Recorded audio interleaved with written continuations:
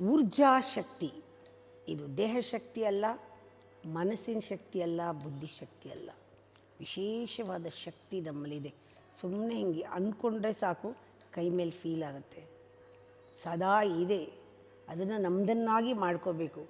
ಈ ಊರ್ಜಾ ಶಕ್ತಿಯನ್ನು ವ್ಯಯ ಮಾಡಬೇಡಿ. ಅದು ಪುನಃ ಒಂದು ಸತಿ ಹೋದರೆ ವಾಪಸ್ ಬರಲ್ಲ, ಕಳ್ಕೊಳ್ತೀರಾ. ಸುಮ್ಮನೆ ಜನಗಳ ಹತ್ರ ಫೋನ್ನಲ್ಲಿ ಮಾತಾಡ್ತಿರಲ್ಲ, ಅದು ಕಳ್ಕೊಳ್ಳೋದು ಊರ್ಜಾ ಶಕ್ತಿ.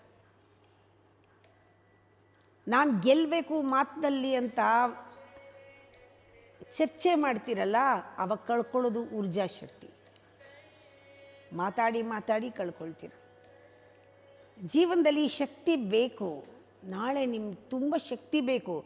ಇವತ್ತು ಈಗಾಗಲೇ ಎಷ್ಟೊಂದು ಅದು ವ್ಯಯ ಆಗಿದೆ. ಇನ್ನು ಮಾಡಬೇಡಿ, ಪ್ರಾರಂಭ ಮಾಡಿ. ಏನಾದರೂ ಹೋಮ್ವರ್ಕ್ ಮಾಡಿ. ಶಕ್ತಿ ವ್ಯಯ ಆದರೆ ವಾಪಸ್ ಬರಲ್ಲ.